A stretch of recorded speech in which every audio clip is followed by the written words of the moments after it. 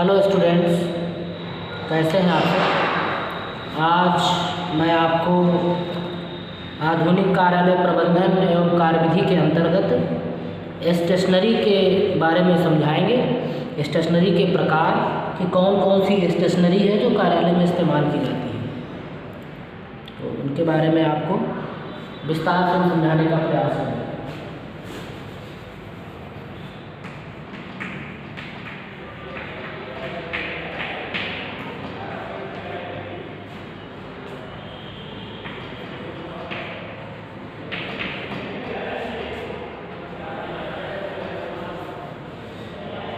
हमने आपको बताया था कि स्टेशनरी कार्यालय के कार्यों को सुगमता से संपादित करने के लिए जिन जिन वस्तुओं की, फाइलों की, उपकरणों की ज़रूरत पड़ती है वो सब हमारे स्टेशनरी कहलाते हैं, सामग्री कहलाती है। क्योंकि बिना इनके कार्यालय के किसी भी काम को अच्छे ढंग से, ठीक प्रकार से पूरा करना संभव नहीं होता है। इसीलिए इनकी कार्यालय में बहुत ही ज़्यादा भूमिका होती है, इनकी महत्ता बहुत ही ज़्यादा होती है कार्यालय में। तो सबसे पहले अगर स्टेशनरी की बात करें तो इसमें पेपर का नाम आता है, क्योंकि सारे कार्य कार्यालय में लिखा पढ़ी संबंधी किए जाते हैं, लिखने वाले काम किए जाते हैं और उन्हीं कार्यों के आधार पर हम अपनी फाइलों को मेंटेन करते हैं, उन्हीं कागजात को हम संभाल करके रखते हैं। तो सबसे पहले स्टेशनरी में आते हैं पेपर्स। अब पेपर्स में भी सबसे पहले हम टाइपिंग पेपर की बात करेंगे।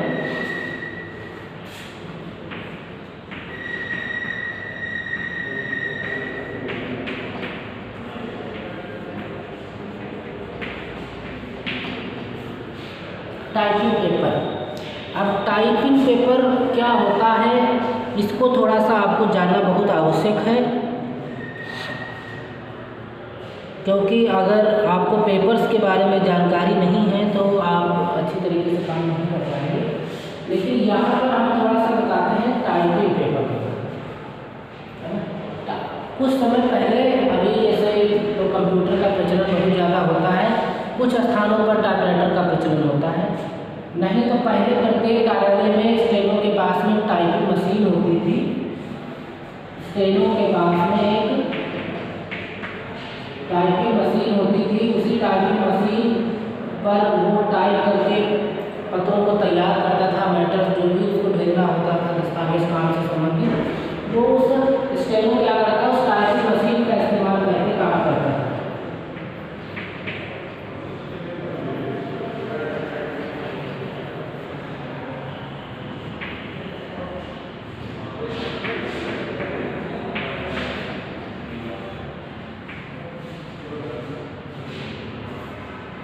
टाइपराइटर की मदद से टाइप करता था और उसके पश्चात अपना काम पूरा करता था। तो इस टाइपिंग मशीन में जो पेपर यूज होता था उसको हम टाइपिंग पेपर कहते हैं, है ना। ये टाइपिंग पेपर सिर्फ टाइप करने के लिए ही आता था और ये हल्का बहुत ज़्यादा, थोड़ा सा हल्का होता है, ये हल्की वेट में होता था।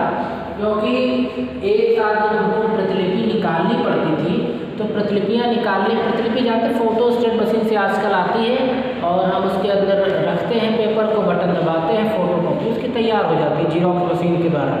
लेकिन पहला ऐसा नहीं था, फोटो स्टेट के लिए हमारे पास मशीनें उपलब्ध नहीं थी। तो क्या होता था कि टाइप करते समय यदि हमको एक ही पत्र कई जगह भेजना है, 2-3 जगह भेजना है, तो उसमें कार्बन का इस्तेमाल करके और वही टाइपिंग वाला पेपर उसके नीचे लगा करके, एक कार्बन के नीचे दूसरा, दूसरे के नीचे तीसरा, ऐसे पेपर लगाया जाता था। कार्बन पेपर लगाया जाता था और उस कार्बन पेपर को लगाने के पश्चात उस जो 3-4 पेपर उसमें लग गए हैं, जिसमें कार्बन लग गए हैं, उनको टाइपराइटर का जो रोलर होता था उसमें हम फोल्ड करके लगाते थे, साइड से निकाल करके लाते थे उसमें। और जब हम उसमें टाइप करते थे तो रिबन को थोड़ा सा टाइट कर देते थे, जिससे कि स्ट्रोक जो है काफ़ी हैवी स्ट्रोक उसमें पड़ने लग जाए। तो जब काफ़ी तेज हम स्ट्रोक देते थे टाइपराइटर पर टाइप करते समय फोर्स, तो एक पेपर पर हम टाइप करते थे और नीचे वाले पर भी कार्बन की मदद से छप जाता था। उससे समय थोड़ा सा बचता था।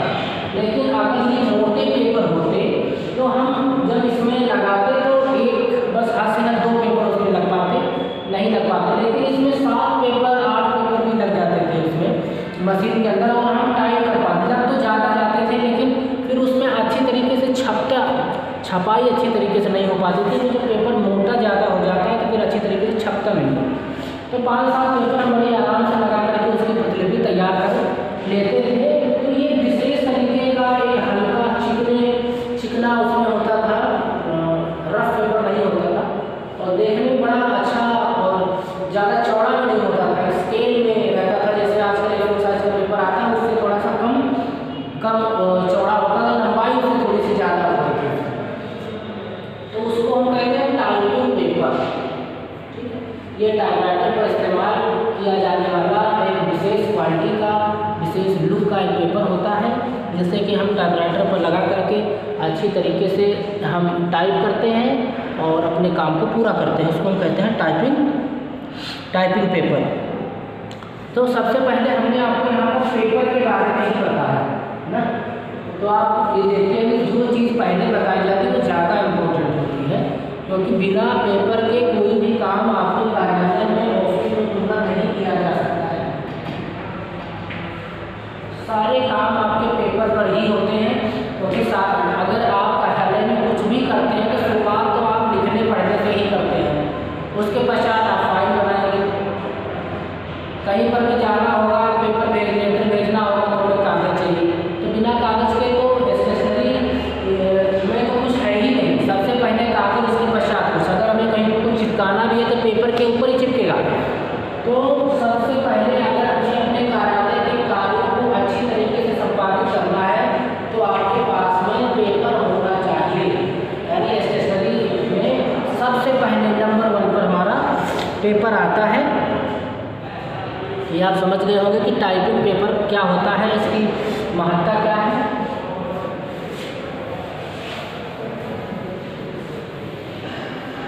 तो टाइपिंग पेपर एक विशेष तरह का मतलब होता तो पेपर ही है वो, लेकिन वो टाइपराइटिंग मशीन पर इस्तेमाल करने हैं तो एक अलग तरीके का बनाया गया है। हल्के वेट में होता है और जिसकी जो चौड़ाई होती है वो ज़्यादा नहीं होती है, A4 साइज से कम होती है, लंबाई थोड़ी सी ज़्यादा होती है। अप्रोक्सीमेट एक जो लीगल साइज का आता है उस साइज में होता है।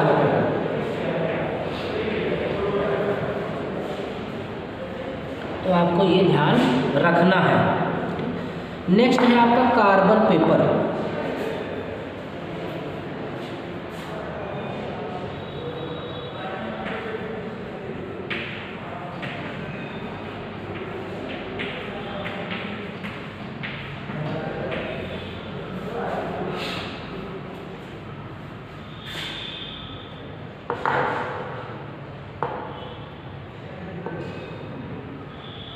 ठीक है ना, कार्बन पेपर के बारे में। तो कार्बन पेपर आप जानते हैं कि कार्बन पेपर क्या होता है कि जब आपको कभी भी प्रतिलिपियाँ निकालनी हो,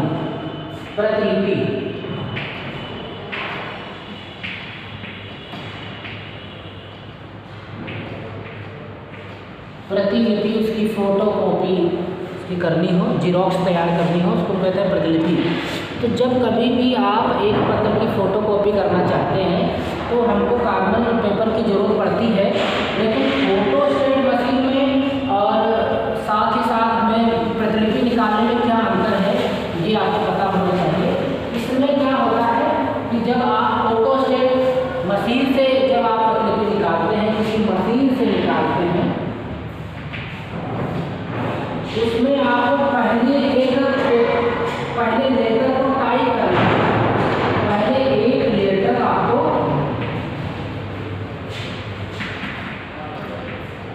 पहले एक लेटर आपको तैयार करना पड़ता है। उसके पश्चात हम मशीन में रख करके उसकी फोटोकॉपी तैयार करते हैं।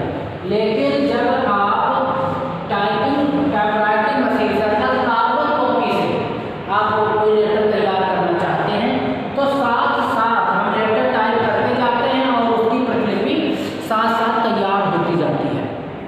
ठीक है ना, मतलब प्रतिलिपि लेटर के साथ साथ बनती है, साथ साथ काम करती है। इस तरीके से हमने कहा कि एक पेपर है और हमको 4 कॉपीज की चाहिए, एक लेटर, एक ओरिजिनल और 4 और अर्थात 5 हमको इसमें चाहिए। तो हम किस तरीके से बनाते हैं, सबसे ऊपर तो हमारा पेपर, सबसे ऊपर हमारा पेपर होगा और उसके बाद में फिर एक हम क्या करेंगे, कार्बन कॉपी, एक पेपर लगाएंगे, उसके नीचे फिर हम कार्बन कॉपी रख करके इसको तैयार करते हैं, फिर पेपर लगाते हैं, नेक्स्ट वाला हम पेपर लगाते हैं और फिर कार्बन कॉपी, फिर पेपर। इसी सीक्वेंस में हम इसको लगाते जाते हैं और फिर उसमें पेपर में रख करके और एक साथ इन सब एक के नीचे एक लगा करके हम इसको तैयार कर लेते हैं और तैयार करने के पश्चात हम रोलर पर चढ़ाते हैं, हम टाइप करते हैं। तो एक तो आपका ओरिजिनल पेपर तैयार होगा और उसके पश्चात फिर जो शेष होंगे वो कार्बन शेष में, अगर ब्लैक कार्बन है तो ब्लैक कलर का, अगर ब्लू कार्बन है तो ब्लू कलर का उसमें छपता हुआ चला जाता है। तो इस तरीके से कार्बन पेपर का हम इस्तेमाल करते हैं। तो ये तो हो गया टाइप का। अगर आप टाइप नहीं कर रहे हो, सिर्फ हाथ से लिख रहे हो, सिर्फ और सिर्फ हाथ से लिख रहे हो, तो उसमें भी हमको ऐसा ही करना पड़ता है, पेपर और उसके नीचे कार्बन लगा करके हमको करना पड़ता है और उसको लगा करके हम रखते हैं और हाथ से लिख रहे हो। तो जैसे आप लिखते जाओगे नीचे वाले पर जैसा वैसे ही छपता चला जाता है।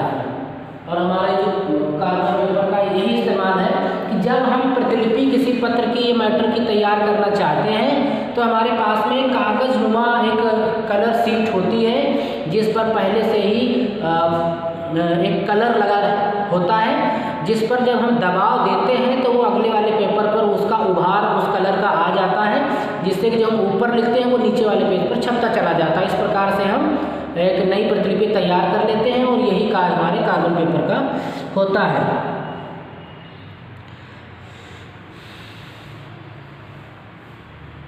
कार्बन पेपर कई प्रकार के बाजार में उपलब्ध होते हैं, जैसे सिंगल कोडेड कार्बन पेपर,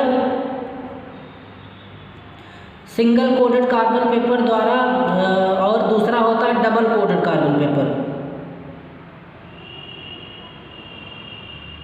ठीक है।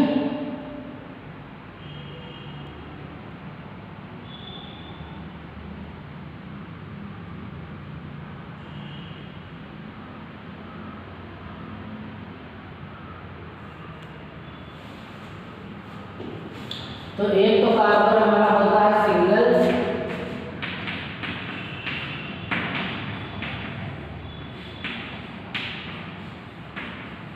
Single coded carbon paper,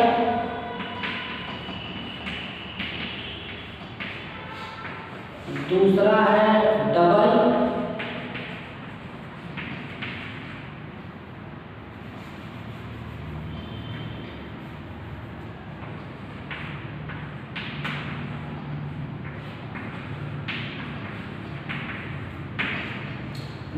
coded carbon paper,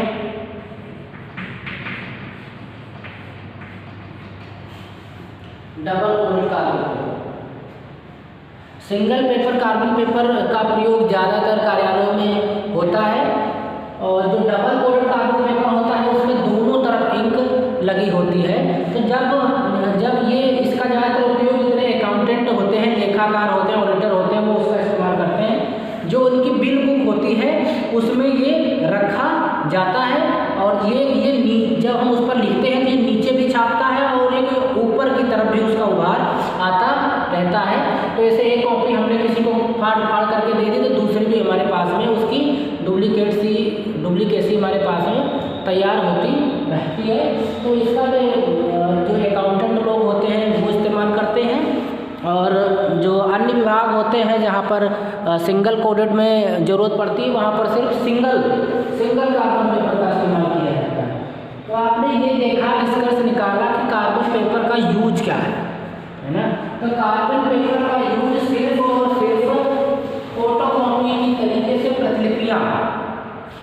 प्रतिलिपि अगर हमको निकालनी है तो आप इसका इस्तेमाल कर सकते हैं। तो आप कहेंगे तो फोटोस्टेट मशीन आ गई है, फोटोस्टेट मशीन है, तो हम उसका तुरंत अब तो मशीन में लगाएंगे और फोटो करेंगे।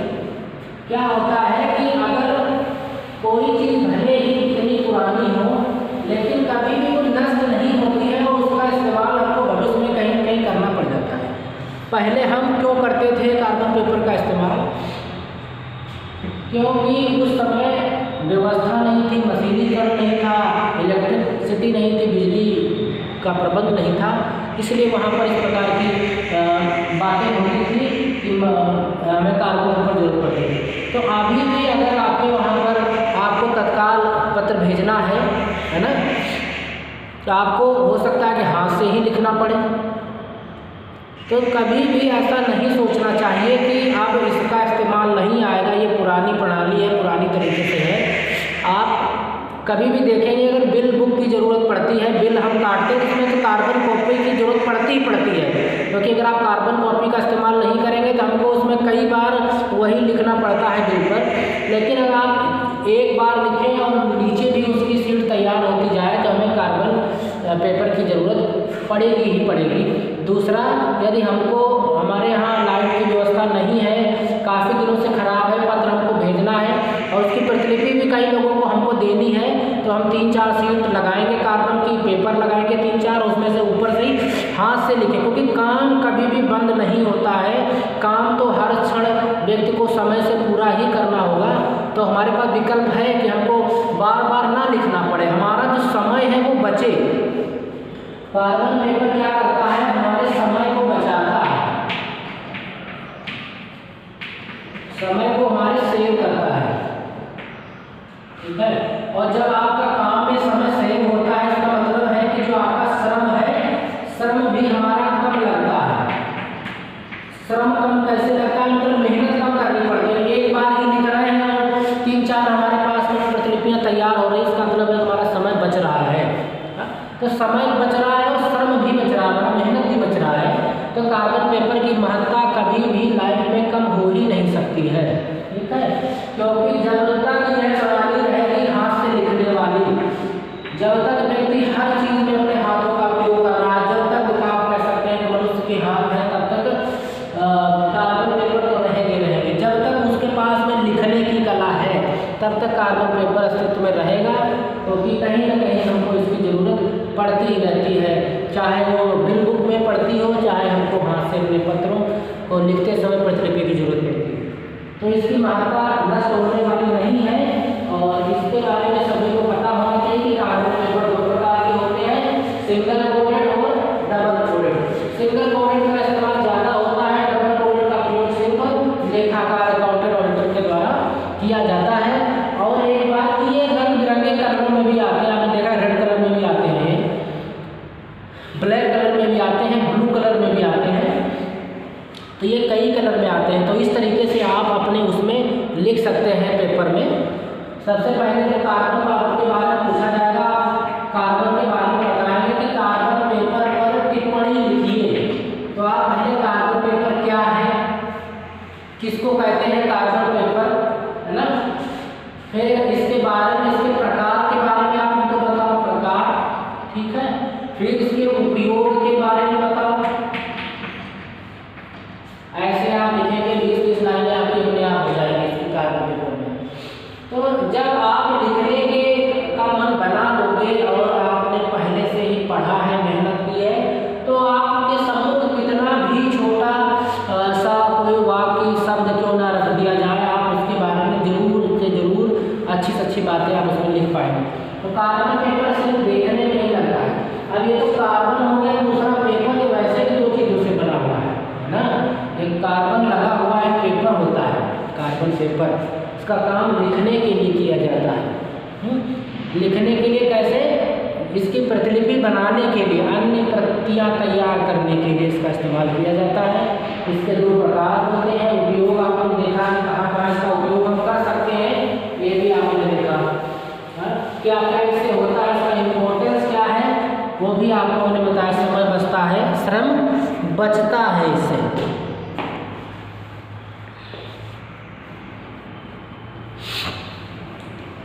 तो कभी भी कुछ भी आपको टॉपिक दिया जाए करने के लिए, लिखने के लिए, तो उसमें आपको घबराना नहीं है।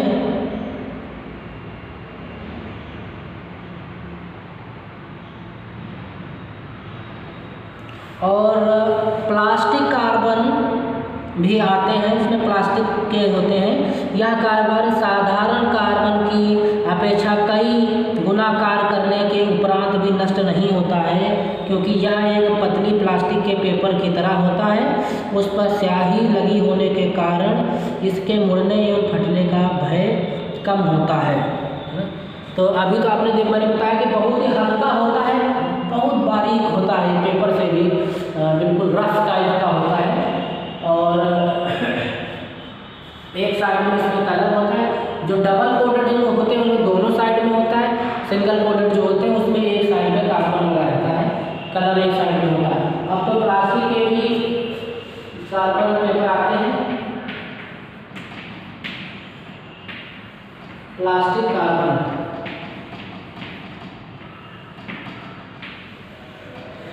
प्लास्टिक कार्बन क्या है कि ये प्लास्टिक आती है बिल्कुल अच्छी क्वालिटी वाली, बिल्कुल हल्की सी प्लास्टिक होती है जो फटते मुड़ते नहीं है।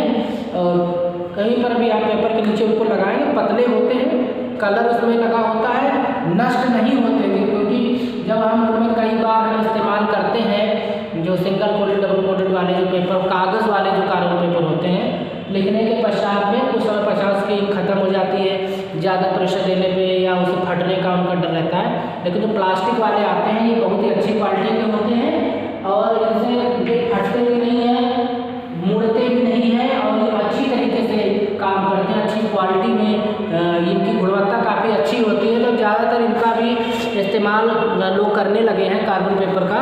कौन से कार्बन पेपर का? जो प्लास्टिक वाले कार्बन पेपर आने लगे हैं। तो आप लोग भी इसको ला करके और लिखें, इनको देखें, क्योंकि ये आपके लिए भी उपयोगी है। आपको अपने कार्यालय में इस्तेमाल करने के लिए आपको ये पता होना चाहिए। कल को आप कार्यालय में जाएंगे तो आपको यहाँ से देखो आपको फ़ायदा क्या क्या होने वाला है।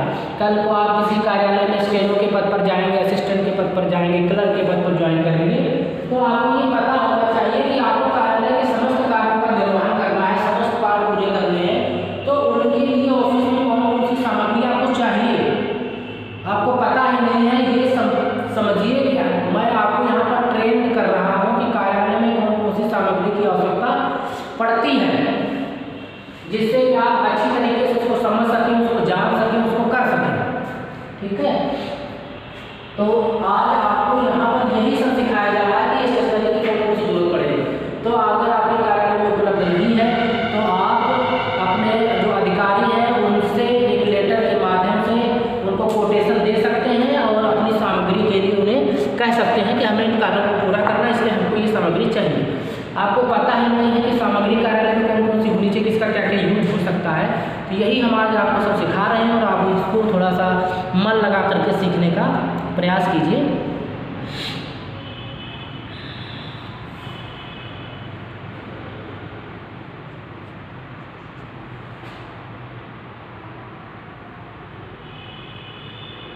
तो नेक्स्ट है स्टेंसिल पेपर।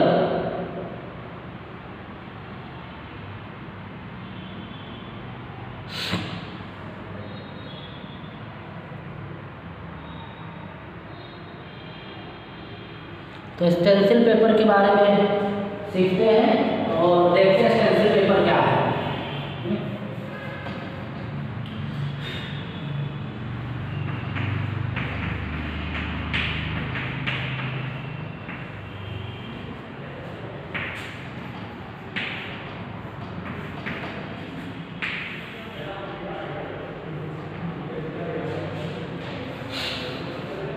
स्टेंसिल पेपर, इसमें क्या करना होता है। स्टेंसिल पेपर यह एक मोम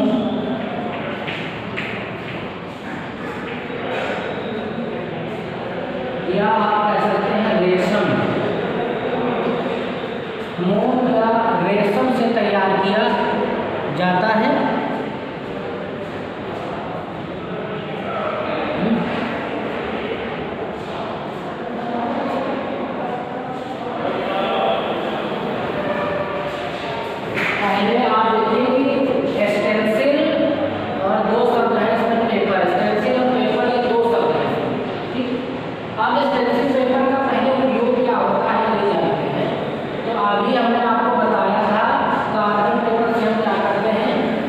सारी प्रतिलिपियाँ तैयार करते हैं और उसके पश्चात हम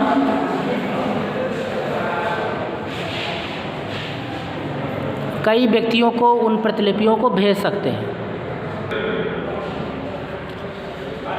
तो स्टेंसिल पेपर का क्या प्रयोग है, यहाँ देखते हैं कि जब हमको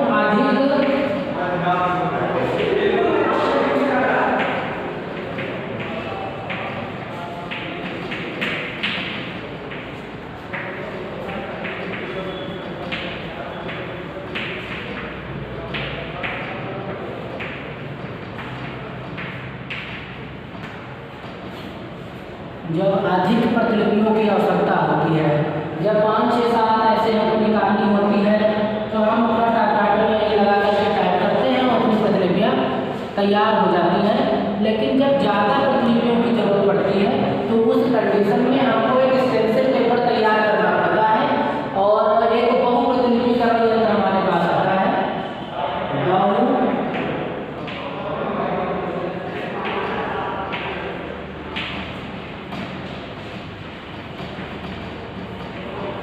बहुप्रतिलिपीकरण यंत्र, जिसको हम साइक्लोस्टेल मशीन कहते हैं, इसको हम साइक्लोस्टेल मशीन कहते हैं। और इस साइक्लोस्टेल मशीन के द्वारा ये जो स्टेंसिल पेपर है वो उस पर लगाने के पश्चात हम प्रतिलिपियाँ कई सारी निकाल सकते हैं। और ये हाथ से चलाया जाता है, इसमें कार्बन लगा रहता है, इंक लगाई जाती है और जो ये सांचा हम तैयार करते हैं, आप इसको एक प्रकार से कह सकते हैं एक सांचा तैयार कर लेते हैं जो इसमें छपा हुआ रहता है। वो उसी में जब हम इसको करते हैं, मैं पूरी इसकी प्रक्रिया बताएंगे आपको। तो इसका पहले इस्तेमाल क्या करते हैं कि ज़्यादा प्रतिलिपियाँ हमको निकालनी होती हैं तो हम इसको हमें स्टेंसिल पेपर की जरूरत पड़ती है। स्टेंसिल पेपर है क्या होता है स्टेंसिल पेपर? तो इसको कहते हैं, इसमें जो कागज़ होता है उसमें मोम, इसको मोमी पेपर भी कहते हैं क्योंकि ये मोम हल्का हल्का मोम इसमें लगा होता है पेपर। मोम या रुई के जो रेशे होते हैं,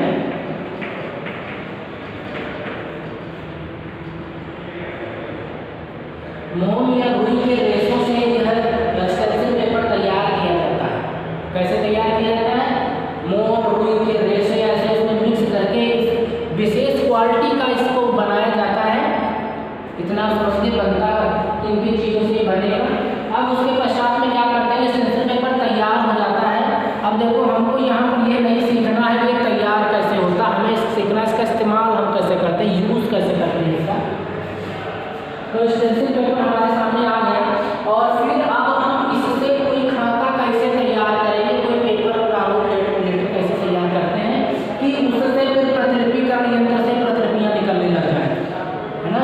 क्योंकि हम कागज तो टाइपराइटर मशीन में लगा नहीं रहे, तो इसका करते क्या है, उस मोमी पेपर को हम अपने टाइपराइटर पर लगाते हैं। ठीक है, अब टाइपराइटर का प्रणाली है नहीं तो मैं आपको सिखाता टाइपराइटर पर किस तरीके से इसको करते हैं। ज़रूरत पड़ेगी तो प्रैक्टिकल में हम आपको इसे करके दिखाएंगे किस तरीके से स्टेंसिल पेपर पर हम कोई भी प्रारूप लेटर्स तैयार करते हैं जिसकी हमें ज़्यादा प्रतिलिपियाँ तैयार करनी है। तो क्या करते हैं, उस स्टेंसिल पेपर को हम अपने टाइपराइटर पर लगाते हैं और उसके पश्चात में जो उसका रिबन होता है, रिबन को हम ऑफ कर देते हैं, रिबन को बंद कर देते हैं।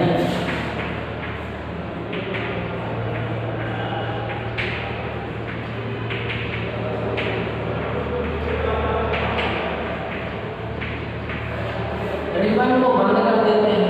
रिबन को क्यों बंद कर देते हैं? क्योंकि हमको उस पर लिखना नहीं है, सिर्फ छापना है, सिर्फ छापना है। रिबन का मतलब क्या होता है कि वो उसमें कलर होता है रिबन में, तो वो जब टाइपराइटर में जो छड़ें होती हैं वो छड़ें जब पेपर पर पड़ती हैं रिबन के बीचों बीच में, तो छड़ के ऊपर अक्षर जो छपे हुए होते हैं उन अक्षरों के प्रयोग से जो कलर होता है वो पेपर पर छप जाता है, वो कलर पेपर पर छप जाता है।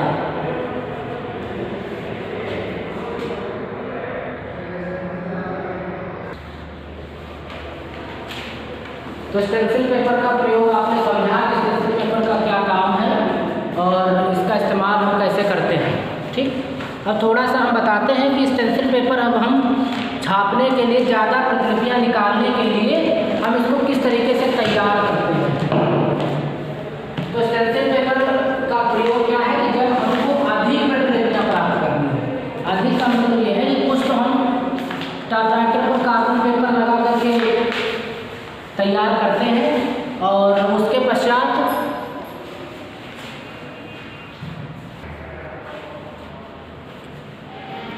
तो स्टेंसिल पेपर का क्या उपयोग है, जब हमको अधिक प्रतिलिपियाँ निकालनी हो, अधिक कॉपी तैयार करनी हो।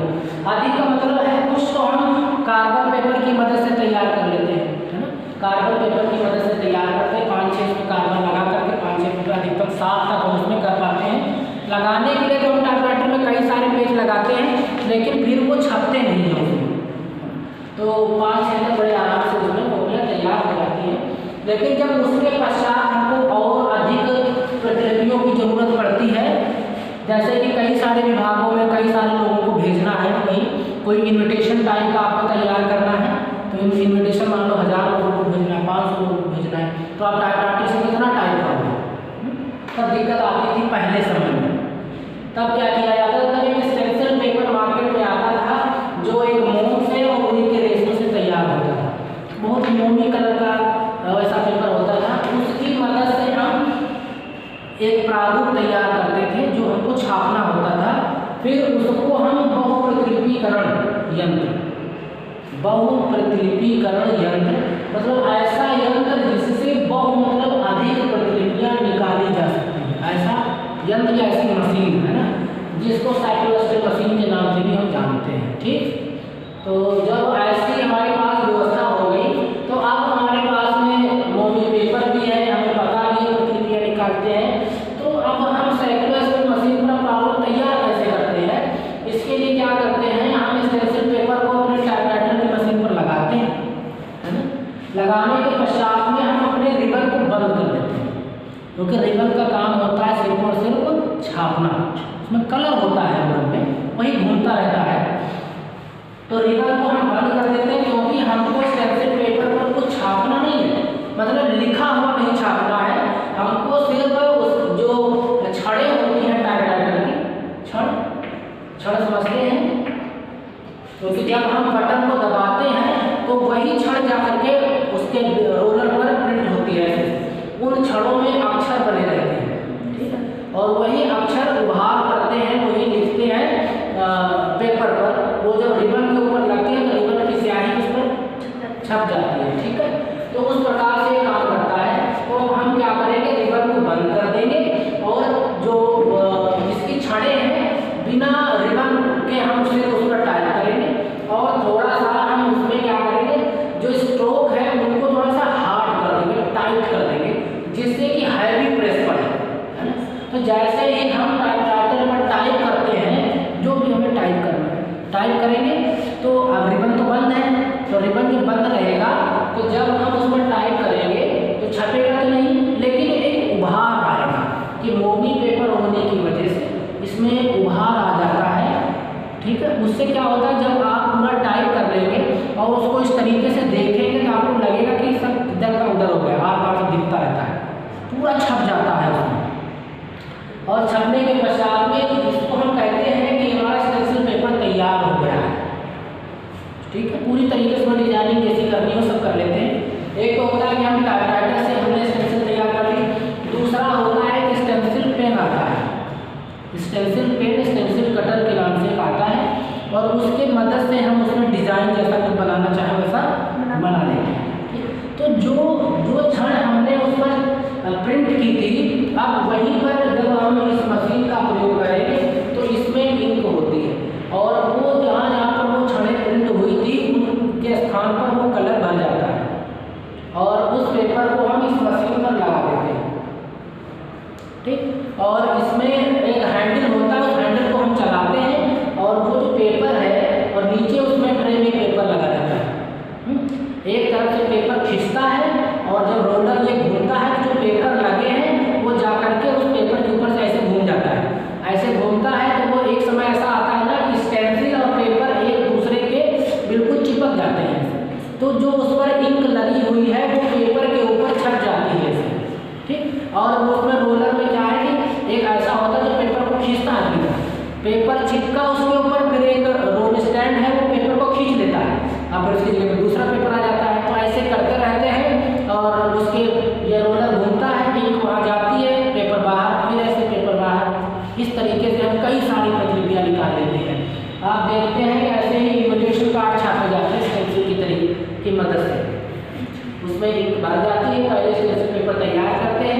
सांची की मदद से हम उसमें तैयार करते हैं और कई सारी प्रतिलिपियाँ हम निकाल लेते हैं। तो आशा करते हैं कि ये स्टेंसिल पेपर से किस तरीके से ज़्यादा से ज़्यादा प्रतिलिपियाँ हम निकालते हैं आपको समझ में आया होगा।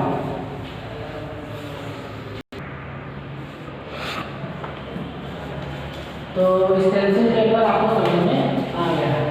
अब किसी दिन हम आपको सामने टाइपराइटर मशीन लेकर के आएंगे, आपको दिखाएंगे किस तरीके से करते हैं इसको, थोड़ा सा अगर आपके डाउट है वो क्लियर हो जाएंगे। ये बात है पहले समय की, जब इलेक्ट्रिसिटी नहीं थी और फोटोस्टेट मशीन, जेरोक्स मशीन कुछ थी नहीं, लेकिन काम तो सब ऐसे ही होते थे। तब उस समय ये सिस्टम निकाला गया था, ऐसे ज़्यादा प्रतिलिपियाँ तैयार कर सकते हैं, जिससे कि ऑफिस में जो स्टेनो होता था या कोई कामगार है उसको ज़्यादा मेहनत ना करनी पड़े। पहले भी जैसे लेटर भेजना होता था तो अब कई अधिकारियों को वही उसकी सूचना जानी है तो स्टेनो के बार बार उसको टाइप करता रहेगा, क्योंकि पहले कंप्यूटर तो थे नहीं कि कंट्रोल पी कर दिया, प्रिंट निकल गया, प्रिंटर के माध्यम से जितने चाहो सेव कर लिया, कल भी निकाल लिया। उसमें तो एक बार अगर टाइप कर दो दूसरे को भेजना तो फिर वही टाइप करना पड़ेगा। तो पहले कार्बन पेपर की मदद से या फिर स्टेंसिल पेपर की मदद से 6-7 भेजनी है तो हम कार्बन पेपर की सहायता से, या फिर 10-15 ही भेजनी तो हम स्टेंसिल काट करके, कौन इतना करेगा, 2-3 बार टाइप के लिए 6 से 7 तैयार हो गए, भेज दिया। किंतु बहुत ज़्यादा हमको तैयार करने पड़ते हैं, 100-150 50 तो स्टेंसिल पेपर तैयार करते हैं और अपना काम हम पूरा कर लेते हैं।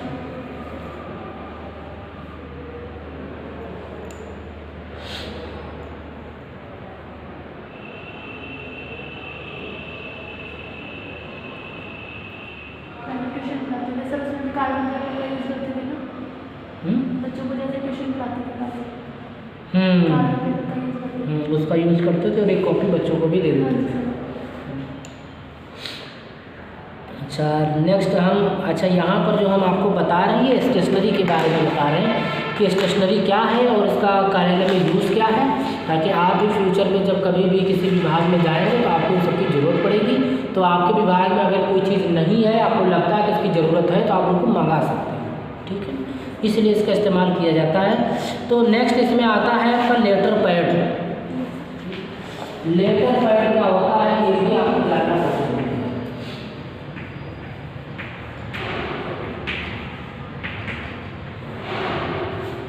लेटर पैड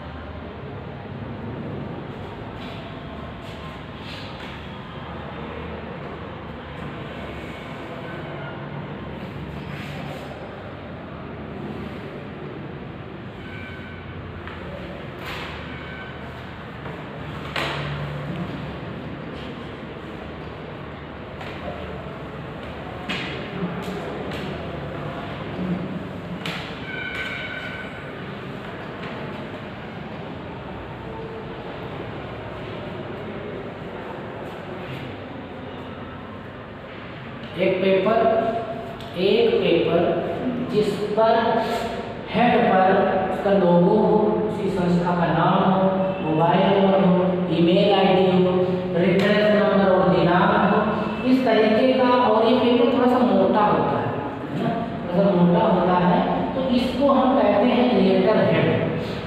लेटर हेड कहते हैं कि जब कभी भी संस्था को कुछ भी अपने बारे में कहीं बताना होता है, ठीक है, भेजना होता है, तो उसका एक स्वयं का लेटर हेड होता है, लेटर पैड होता है। उस लेटर पैड पर उसको टाइप करके और वो अपनी अंडरटेकिंग देती है, ठीक। जैसे आप देखो कि अगर आप किसी संस्था में कार्य करते हैं तो आपको अगर वो एक्सपीरियंस सर्टिफिकेट जारी करती है, एक्सपीरियंस सर्टिफिकेट मांगते हो, तो वो अपने लेटर हेड पर, है ना, लेटर हेड पर आपको एक्सपीरियंस सर्टिफिकेट देती है, क्योंकि वह लेटर हेड कंपनी का है, संस्था का है, और उस लेटर हेड पर जो कुछ लिखा है उसका एक मोहर होती है, उन सबके लिए वो जिम्मेदार मानी जाती है। तो लेटर हेड पेपर होता है, मोटा साइज का पेपर, मोटा पेपर होता है, अच्छी क्वालिटी में आता है, और उस पर संस्था का लोगो या हमारे उसकी लगा रहता है, फोटो टाइप का संस्था का लोगो होता है, हर संस्था का लोगो होता है, और संस्था का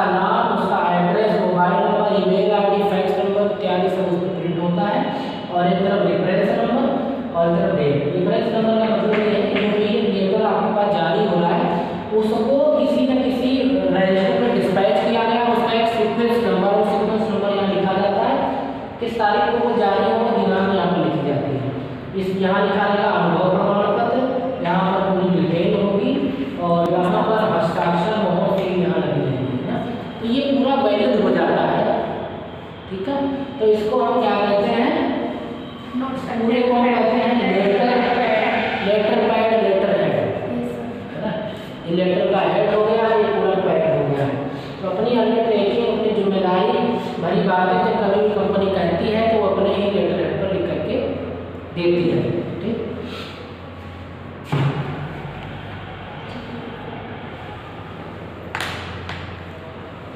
फिर है नेक्स्ट स्टेशनरी में आता हुआ छापे हुए फॉर्म।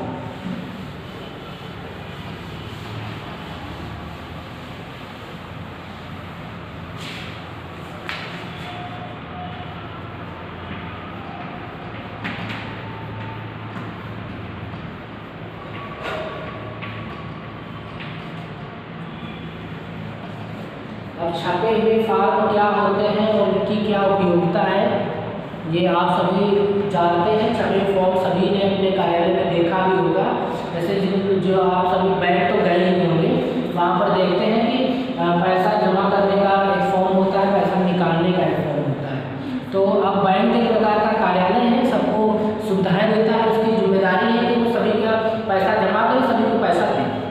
तो उसने क्या कर रखा है, अपने हुए कुछ छपे हुए फॉर्म है वो उसने लागू कर रखे हैं और वो सबको देता है और उसी फॉर्मेट पर अपनी सूचनाएं लेता है। तो ऐसे फॉर्म जिनकी मदद से आप उपभोक्ता की जानकारी प्राप्त करना चाहते हैं, उनकी डिटेल कलेक्ट करना चाहते हैं, तो आपको अपने संस्थान में ऐसे कुछ छपे हुए फॉर्म की उपयोगिता रहती है और सभी अपने वहाँ पर कोई ऐसे फॉर्म का प्रयोग करते रहते हैं। जैसे आप अगर छात्र हैं तो देखते हैं आपका प्रवेश हुआ होगा कि आपको एक प्रवेश का एक फॉर्म मिला हुआ होगा, एडमिशन फॉर्म, उसमें सारी डिटेल छपी हुई होती है। बस आप कह सकते हैं कि छपे हुए फॉर्म होते हैं, उसमें प्रश्न लिखे रहते हैं और आपको उत्तर देना होता है। कैंडिडेट का नाम लिखना होता है, जो कैंडिडेट है, मोबाइल नंबर तो मोबाइल नंबर, एड्रेस तो आपको एड्रेस लिखना पड़ता है, कॉलेज का नाम, जो भी समथिंग पूछते हैं वो सारे प्रश्न आपके इस फॉर्म में लिखे रहते हैं और आपको उनका उत्तर देना पड़ता है ना। तो अगर आपको लगता है कि छपे हुए फॉर्म हमारे विभाग में कुछ ये भी होना चाहिए तो आप उसका ऑर्डर देके छपवा सकते हैं ना, और आवश्यकतानुसार अपने कार्यों को अपने हिसाब से चला सकते हैं। तो छपे हुए फॉर्म आपको समझ में आए। अच्छा, बैंक में जो फॉर्म प्रयोग किया जाता है उसमें आप देखते हैं कि दो भाग होते हैं। दो भाग, SBI में कभी आप लोग गए, बैंक ऑफ बड़ौदा में भी आप लोग गए होंगे, तो ऐसा थोड़ा सा लंबा सा होता है ना। इसको हम लोग जमा करने जाते हैं ना पैसा, तो एक भाग तो बैंक की कॉपी होती है ना, एक ये बैंक की कॉपी होती है और एक ये कैंडिडेट कॉपी होती है। इसमें भी डिटेल लिखी होती है, इसमें बहुत सारी डिटेल लिखी रहती है ना। ये फॉर्म है, तो यहाँ पर आप देखते हैं कि कुछ इस डिजाइन का बना रहता है, कटर है। अब इसको क्या करते हैं, अब कोई बता सकता है इस भाग को क्या कहते हैं, इस भाग को क्या कहते हैं? सर ये कैंडिडेट को दे देंगे ये वाला भाग। वो तो मैंने बता दिया कि ये कॉपी कैंडिडेट कॉपी है, ये बैंक की कॉपी बैंक अपने पास रखता है। लेकिन इसको जैसे कैंडिडेट की कॉपी देखते हैं, दो शब्द होते हैं, अनेक शब्दों के एक शब्द, तो कैंडिडेट की कॉपी को क्या कहते हैं और बैंक की कॉपी को क्या कहते हैं? तो एक शब्द है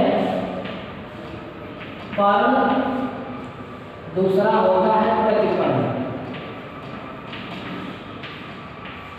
पर्ण और प्रतिपर्ण, एक भाग इसका ये पर्ण हो गया है और इसकी ही प्रति ये है, इसकी ही प्रति ये है, दोनों को मोहर लगाता है, साइन करता है, टोकन नंबर सब कुछ लिख देता है, उस पर कितनी फीस जमा हुई, कितना पैसा जमा, सब कुछ लिखता है उसमें। तो एक ये पर्ण हो गया, पर्ण मतलब हिस्सा, एक भाग है, प्रतिपर्ण मतलब उस भाग का कोई एक हिस्सा, ये कॉपी है उसकी, प्रति मतलब कॉपी। तो एक पर्ण होता है, दूसरा प्रतिपर्ण होता है ना। प्रति आप कॉपी समझते हैं ना, उसकी इसके रसीद बोलते हैं इसके बाहर, तो एक पर्ण एक प्रतिपर्ण है, ठीक है जी। बार को क्या कहते हैं, ये भी एक प्रकार का फॉर्म है, बैंक ने अपनी सुविधा के लिए इसको बना रखा है। तो आप भी ऐसे ही कई सारे फॉर्म तैयार करवा करके अपने कार्यालय के कार्यों को सुगमतापूर्वक आप उनका संपादन कर सकते हैं। तो जब भी आपको छपे हुए फॉर्मों की जरूरत पड़ती है, आप कुछ उसमें बनाना चाहते हैं, तो कुछ बातें ध्यान रखें। जैसे कि उसमें कोई व्यर्थ की बात ना हो, कि आप मतलब उसकी आपको जरूरत नहीं है और आप उसमें बेवजह उसको लिखवा रहे हैं। इससे क्या होगा, अगर आप कई सारी बातें ऐसे लिखेंगे, जो फॉर्म का साइज है ना वो बड़ा हो जाएगा, छोटा फॉर्म नहीं होगा। छोटा फॉर्म होगा तो आपको सस्ता पड़ेगा, तो कुछ में इंक कम लगती है, पेपर कम लगता है। ज़्यादा बड़ा फॉर्म होगा तो कागज़ भी ज़्यादा लगेगा, कॉस्टली आपको पड़ता है ना। तो कोई व्यर्थ की बात उसमें ना हो, मतलब व्यर्थ का मतलब आपके यूज़ की ना हो। कोई बात तो व्यर्थ की नहीं होती, जो लिखा है तो वो लिखा है, लेकिन वो आपके यूज़ की नहीं है। तो ऐसी चीज़ें उसमें नहीं होनी चाहिए। और जो आपको चाहिए सिर्फ आपका काम जितने से चल जाए, आपको वो चीज़ें उसमें अंकित करनी चाहिए। तो ये बातें आप उसमें जरूर ध्यान रखना कि ज़्यादा फॉर्म ज़्यादा बड़ा नहीं होना चाहिए। बैंक के फॉर्म देखते हो तो और भी आपसे बहुत कुछ मांग सकते हैं, लेकिन नहीं मांगते ना, उनका काम उतने से ही चलता है, वो उतना ही डिटेल मांगते हैं। देखो कितना पतला सा फॉर्म होता है, लंबाई में होता है ना। A4 पेपर में 3 निकल सकते हैं ऐसे ऐसे करके। तो ऐसे ही निर्धारण करना चाहिए, ऐसे सेफ डिज़ाइन करनी चाहिए, जिससे कि आप अच्छी तरीके से उसकी फाइलिंग भी कर सकें, उसको मेंटेन भी कर सकें। ठीक है। नेक्स्ट है इलेक्ट्रोस्टेट मशीन।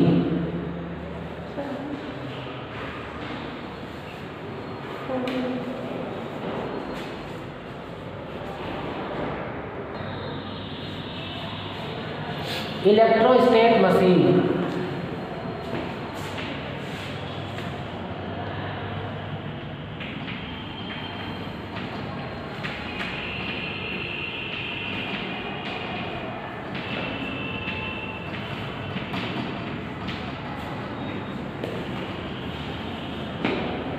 इलेक्ट्रोस्टेट मशीन, इसका क्या काम है।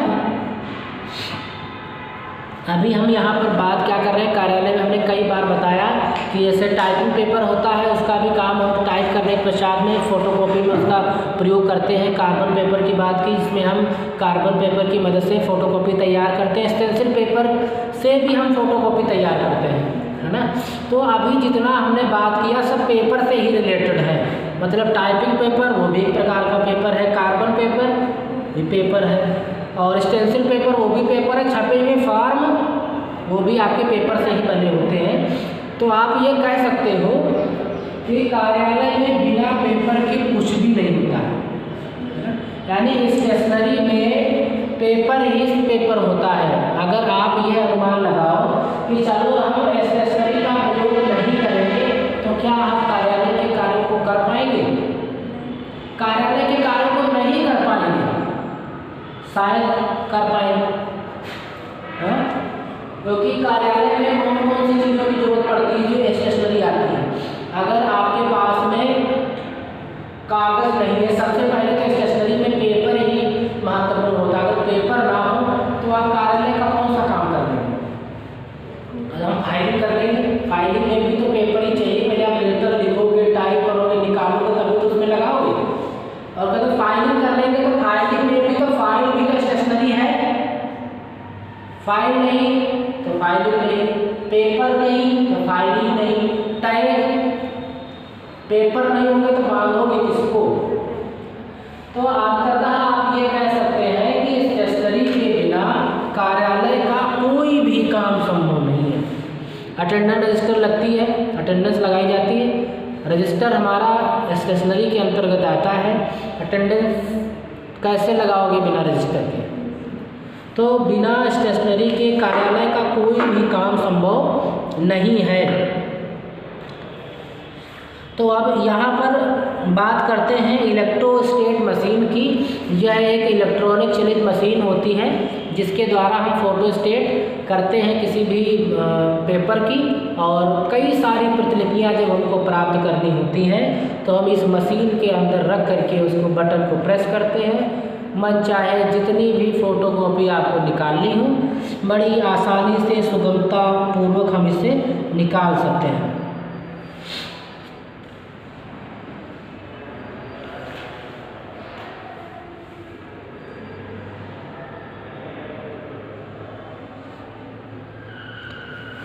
ठीक है, अब एक शब्द है इसमें कहते हैं कि निम्न कोटि का जो पेपर होता है वो इसमें इस्तेमाल नहीं किया जाता। निम्न कोटि का मतलब है जो बेकार पेपर होता है, रफ पेपर होता है, हल्का पेपर होता है। जैसे टाइपिंग पेपर आता है ना, टाइपिंग पेपर का उपयोग आप इलेक्ट्रॉनिक मशीन में नहीं कर सकते क्योंकि बहुत ही हल्का आता है। वो जब टाइपराइटर पर हम काम करते हैं उस समय हम उसका इस्तेमाल करते थे, क्योंकि अगर वो पेपर ज़्यादा मोटा होता है तो छापने में दिक्कत आती है, नीचे अगर कार्बन लगाए तो छापता नहीं है, तो उसके लिए टाइपराइटर पर टाइप करने के लिए हल्की पेपर जरूरत पड़ती है। लेकिन जब आप इलेक्ट्रोस्टैटिक मशीन का प्रयोग करते हैं तो हमको उसके लिए से A4 साइज के पेपर आते हैं। पेपरों के बारे में भी आपको पता होना चाहिए। तो A4 साइज होता है, एक इसमें लीगल पेपर आता है, एक A3 पेपर आता है। कार्यालयों में ये 3 प्रकार के पेपर ज़्यादा इस्तेमाल होते हैं, है ना। A4 साइज पर आपको फोटोकॉपी करवाते हैं, है ना।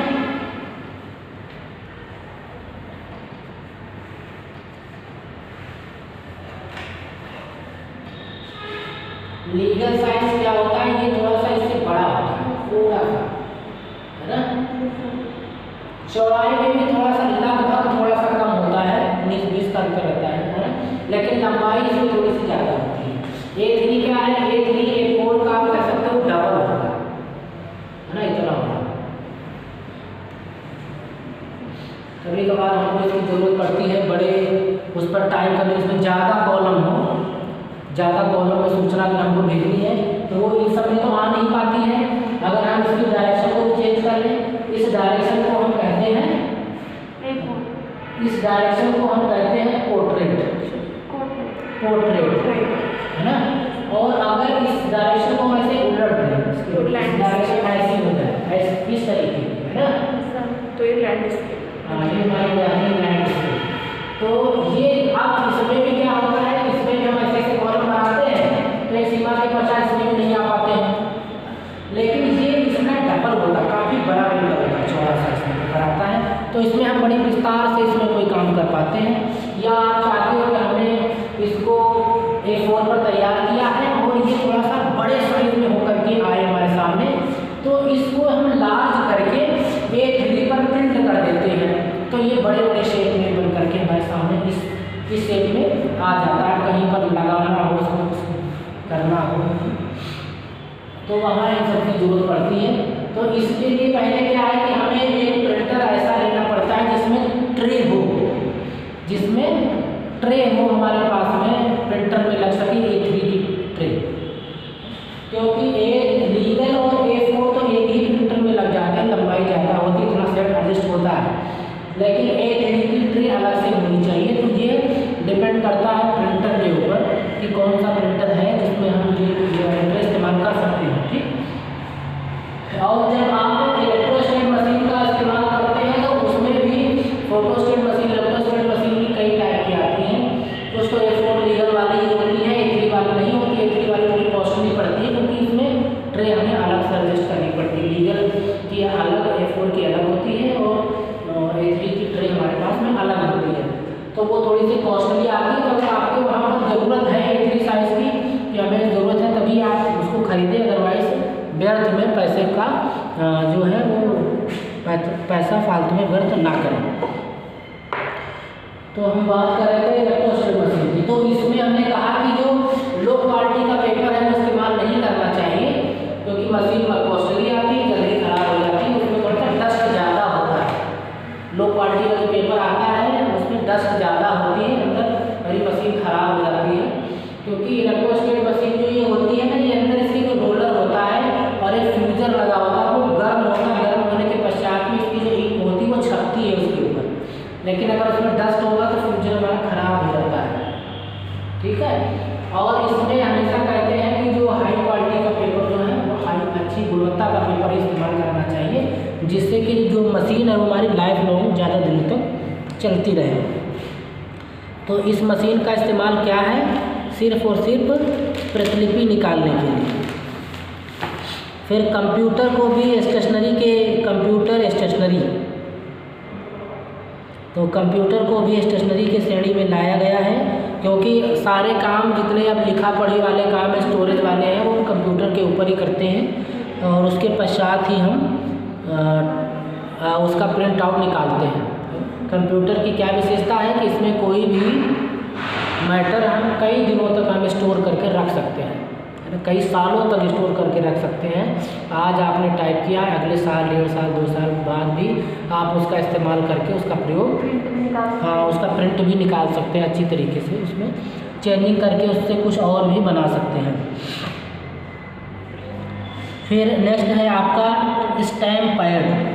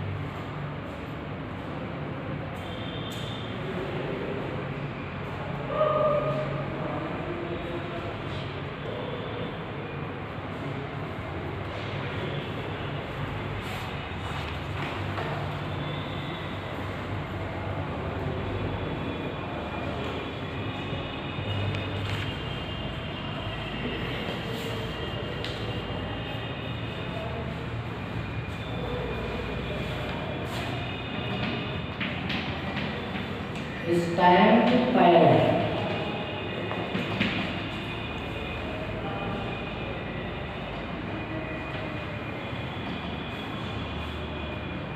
Stamp pad.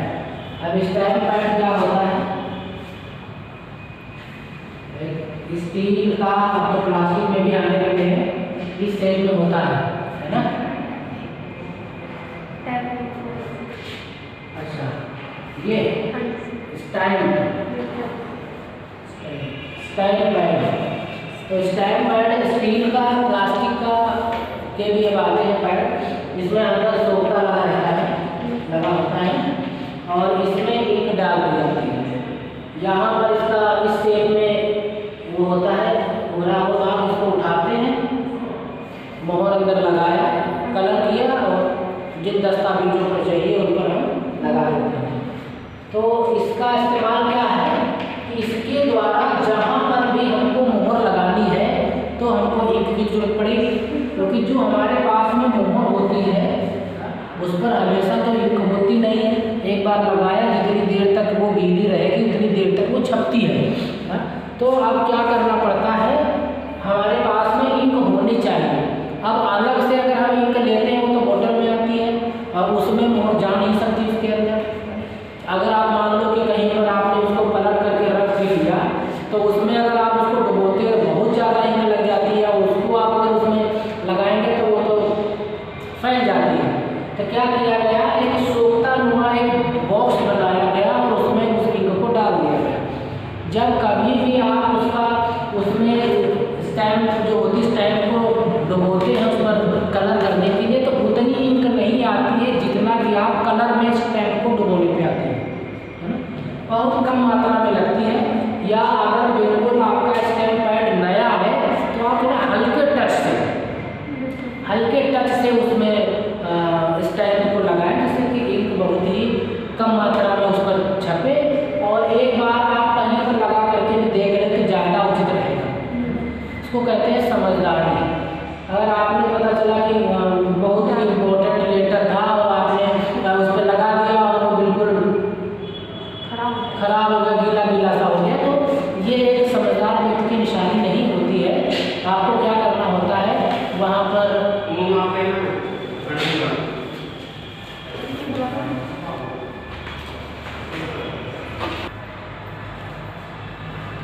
तो जब कभी भी अगर नया आपके पास में स्टैम्प पैड है तो एक बार क्या करना चाहिए, रफ पेपर पर एक बार स्टैम्प लगा देनी चाहिए।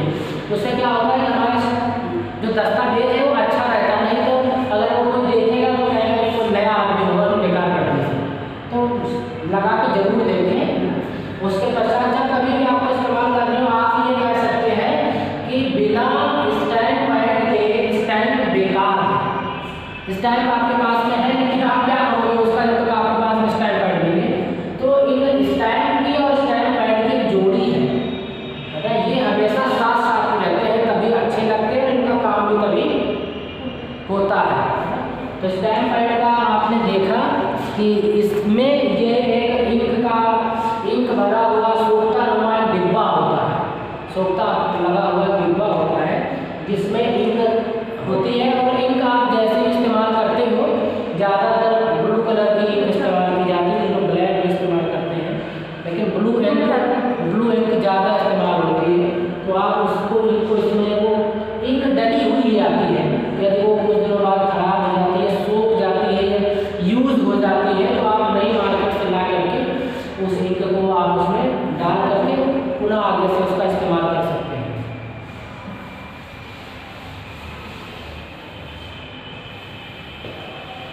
नेक्स्ट इसमें आता है स्टैम्प, है ना।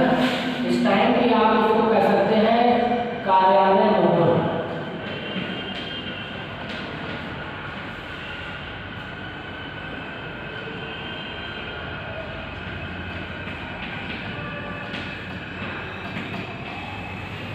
किसको बोलते हैं, किसको बोलते हैं कार्यालय मोहर? स्टैम्प को। Stamp pad. स्टैम्प पैड तो अलग होती है। Stamp padding. स्टैम्प पैड होता है जिसमें इंक होती है ना। और जो स्टैम्प होती है, देखो मैं अभी समझाता हूँ। अभी मैंने आपको बताया कि स्टैम्प पैड,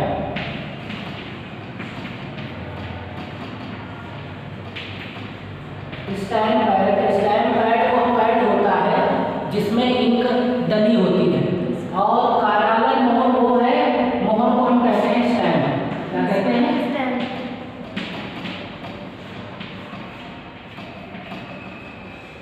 स्टैम्प पैड का मतलब है स्टैम्प लगाने के लिए पैड जिसमें इंक होती है, और स्टैम्प का मतलब होता है मोहर। और मोहर कहाँ होती है? कार्यालय की मोहर होती है, क्योंकि कार्य तो सभी कार्यालय में होते हैं, है ना। कंपनी की जो आप कार्यालय की मोहर, कंपनी की मोहर जो भी कह सकते हैं, मोहर नहीं कह सकते, इसको स्टैम्प कहते हैं इसे। और जब हम अलग से इंक डालते हैं उसको हम कहते हैं डुप्लीकेटिंग इंक। डुप्लीकेटिंग इंक, क्योंकि वो जो इंक आती है वो इसमें जो एक बार देखिए रिफिल होगी, जो रिफिल वाली इंक आती है, रिफिल इंक, डुप्लीकेटिंग इंक उसको कहते हैं, वो इसमें डाली जाती है। ठीक है। तो अब कार्यालय मोहर या स्टैम्प क्या है और इसका इस्तेमाल कहाँ किया जाता है, क्यों किया जाता है इसका, तो आप देखते हैं कि जो कंपनी होती है, कंपनी एक मूर्त व्यक्ति है। कंपनी का स्वयं तो जीवित कंपनी नहीं है ना, एक मूर्त व्यक्ति होती है, उसके अंदर जान नहीं होती है, मृत होती है आप कह सकते हैं, लेकिन वो सामने से दिखाई ना पड़ने के बावजूद भी उसका एक अस्तित्व होता है, और वह अस्तित्व उसके स्टैम्प से होता है। जहाँ पर उसकी स्टैम्प लगी है, इसका मतलब ये है कि यह कंपनी है ना। और कंपनी को चलाने के लिए एक व्यक्ति होता है जो कंपनी को चलाता है। कंपनी अपने सारे अधिकार उस व्यक्ति को दे देती है जो हस्ताक्षर करता है। तो जितने भी दस्तावेज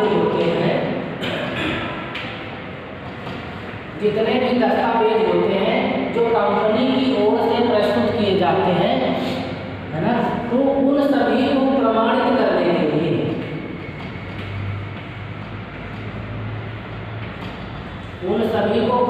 करने के लिए वहाँ पर स्टैम्प लगाई जाती है कि हाँ ये दस्तावेज हमारे हैं, और वो हमारी मोहर लगी है, और इस पर जो हस्ताक्षर है, दस्तखत है, वो उसी व्यक्ति के हैं जिसको हमने नॉमिनेट किया है, को हमने नियुक्त किया है।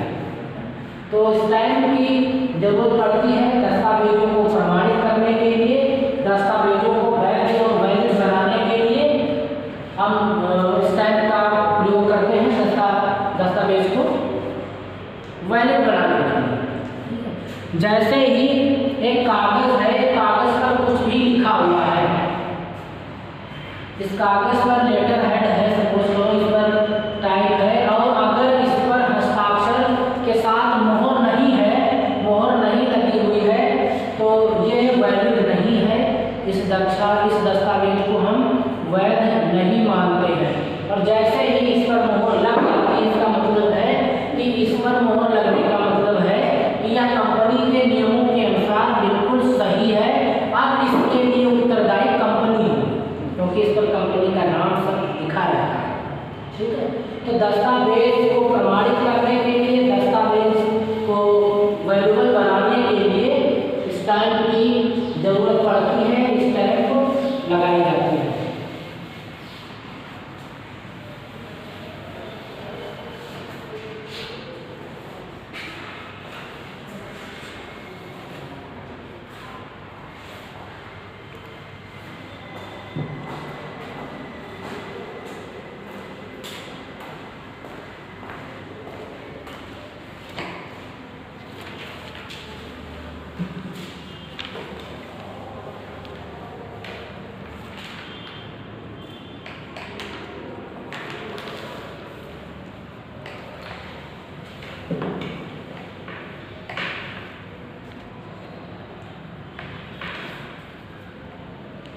तो आप सभी ने स्टैम्प तो देखा होगा, मोहर देखी है, कैसी होती है?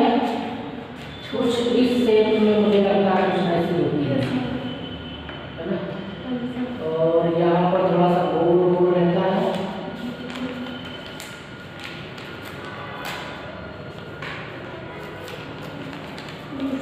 ना? कुछ ऐसी होती है ना? अब इसको जहाँ हमको जरूरत पड़ती है वहाँ पर हम इसको लगा देते हैं। अब इसको लगाते समय थोड़ी सी एक सावधानी बरतनी चाहिए, क्योंकि जब आप कभी भी मोहर को देखते हो तो देखते हैं सब उल्टा लिखा हुआ है, सही नहीं होता है, क्योंकि वही उल्टा जब किसी पेपर पर लगाया जाता है तो वो सही छपता है। अगर सही छाप देंगे तो फिर वो उल्टा छपेगा। तो इसको लगाते समय एक सावधानी रखनी चाहिए। वो सावधानी क्या है कि यहाँ पर एक जगह एक सिंबल लगा दिया जाता है। अगर क्योंकि मोहर के तो साइड दो होते हैं, मोहर के दो साइड होते हैं। आपने इधर से पकड़ा और आप उसको घुमा के भी पकड़ सकते हैं, दो साइड से कर सकते हैं, है ना? तो क्या होगा अगर आप उसको उल्टा कर देंगे तो अब यहाँ पर लिखा था मोहर है, उसमें ये लिखा है राजकीय उल्टा चलता है पॉलिटेक्निक सहारनपुर, और उसके ऊपर लिखा है धानाचार, ये लिखा हुआ है। ठीक है, अब आपने इसको क्या किया कि मोहर को पलट दिया। मोहर को पलट देंगे तो ये धानाचार नीचे, सहारनपुर उल्टा ऊपर चला जाएगा। तो इससे अगर आपने कोई दस्तावेज बनाया है तो आपने मार दी मोहर, हो गया बेकार।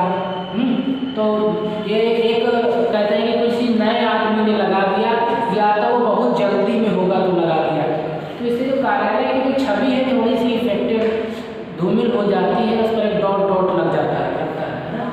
ये वहाँ पर कोई सतर्कता से कोई काम अच्छी तरीके से काम नहीं करता है। तो क्या किया जाता है मोहर बनाते समय कि ये सही से मोहर लगे, मोहर के आगे एक सिंबल लगा दिया जाता है ना? तो यहाँ भी सिंबल होता है। अब कई तरह क्या होता है कि ये जो जिसको पकड़ते हैं इसमें एक एरो बना दिया जाता है। अब कई तरीके के, है ना, कई तरीके के साइन आते हैं। यहाँ लगा करके यहाँ एक एरो लगा रहता है, वो एरो आपके सामने होना चाहिए। यहाँ न लगा करके क्या करते हैं, जो गोल गोल ये होती है अब उसमें भी कट कर देते हैं यहाँ करके, और एक ऐसा कट सा यहाँ लगा रहता है,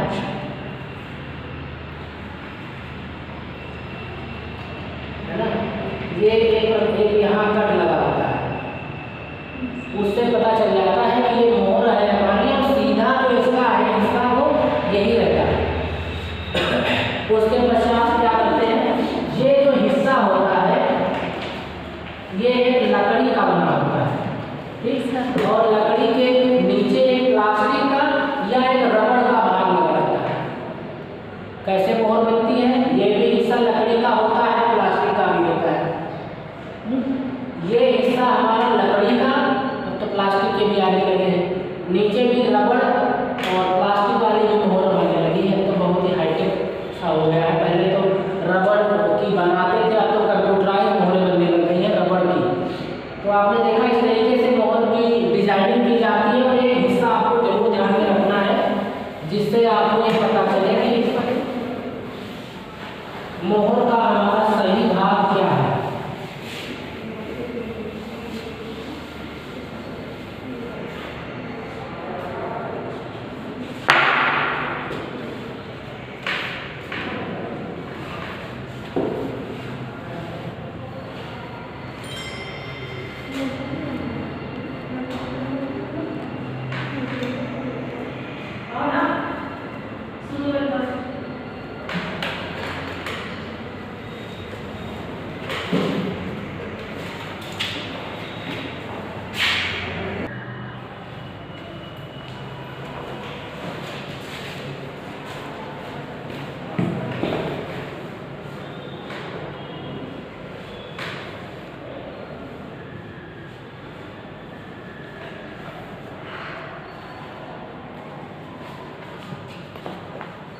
नेक्स्ट है डुप्लीकेटिंग इंक।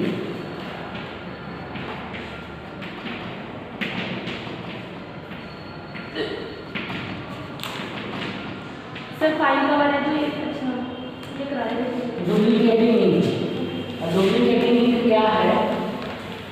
आपने अभी स्टैम्प पैड के बारे में देखा।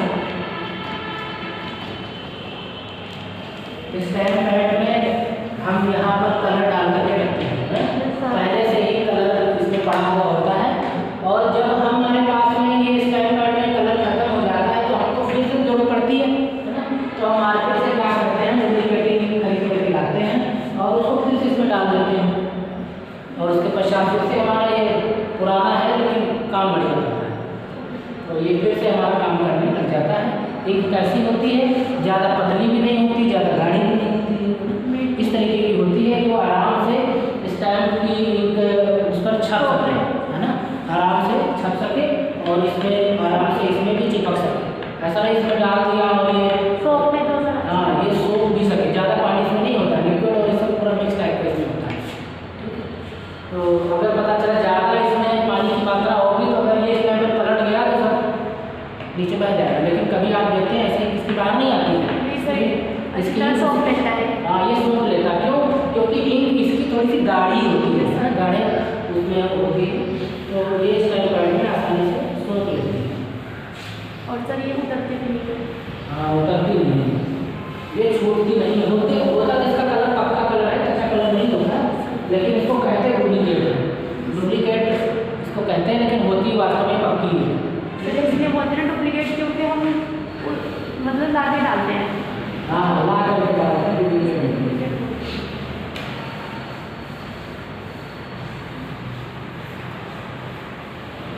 तो आज हमने आपको यहाँ पर कुछ स्टेशनरी के बारे में बताया जिनका उपयोग कार्य में किया जाता है। कई सारे आइटम्स हैं, धीरे धीरे हम उनको आपको समझाएंगे। तो आज की इस क्लास को यहीं पर वाइंड अप करते हैं, और नेक्स्ट क्लास में फिर आगे इन स्टेशनरीज को आपको समझाएंगे।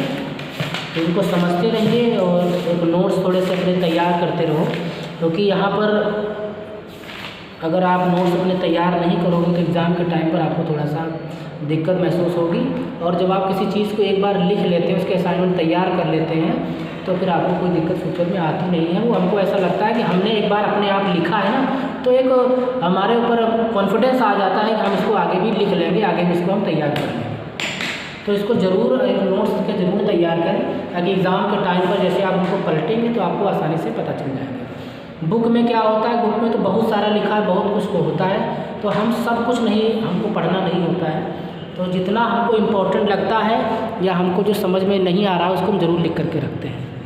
तो मिलते हैं फिर नेक्स्ट क्लास में, तब तक के लिए टेक केयर।